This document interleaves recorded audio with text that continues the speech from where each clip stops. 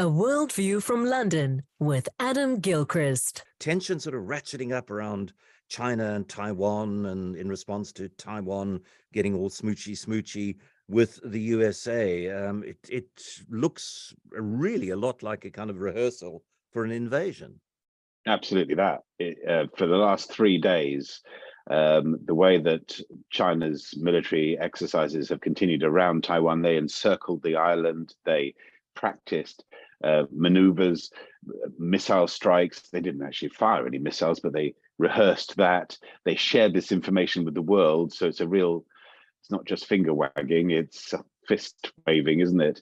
We know there were 12 Chinese Navy ships involved and 91 aircraft. And these drills specifically followed the visit to America by the Taiwanese president. The last time they carried out some similar exercises, although they felt a little less threatening, but anyway, they were similar exercises, was when Nancy Pelosi went to Taiwan. So overall, this is the moment that Taiwan and America get a little bit cozy, and Joe Biden has promised defense equipment and defense training for Taiwanese forces. So given that is what is going on, China responds by saying, hang on, this is still our province, this is still an island we will have back in the near future, and by force if necessary. So there is that scary element out there in the South China Sea.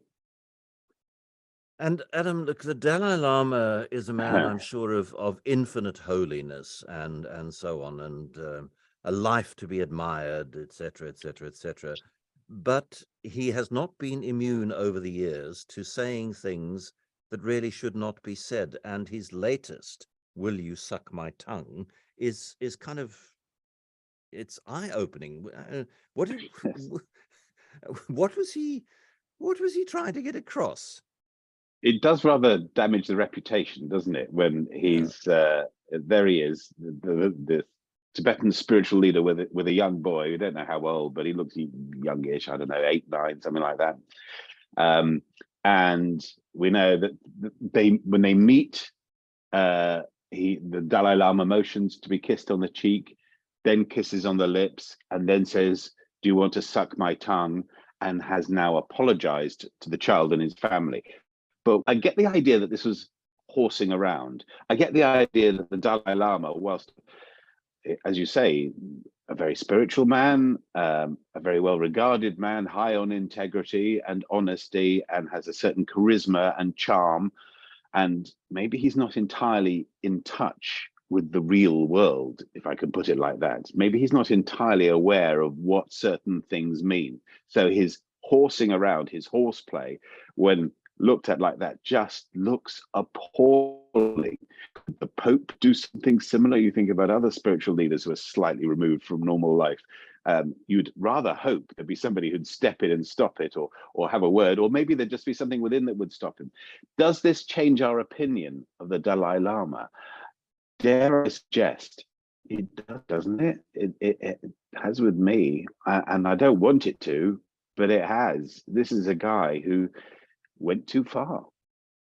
Yeah, I mean, I think probably the explanation you offered there of his otherworldliness is the thing that you would expect the Pope, for example, or the Archbishop of Canterbury to be more in touch with what some of the practitioners of religion in those two faiths have been accused of and very definitely guilty of. Whereas that otherworldliness, living on a spiritual plane, less in touch with the grim realities of what happens between adult men and young boys and young girls.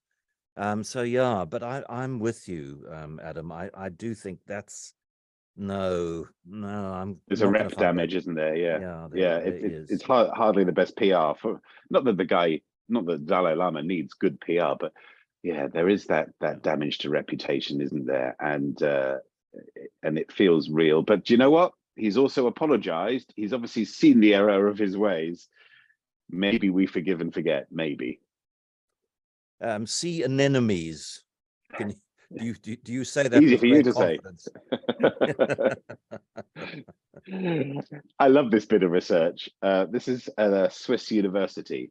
They have discovered that sea anemones learn and adapt to their environments, despite the fact they haven't got any brains, a lack of biological hardware to do complex things you'd think would hold them back. But according to the University of Freiburg, Professor, not Freiburg in Germany, but Freiburg, Professor Simon Spracher and his team found evidence that the anemones learn and remember and do more complex things and change their attitudes and behaviors through the central nervous system.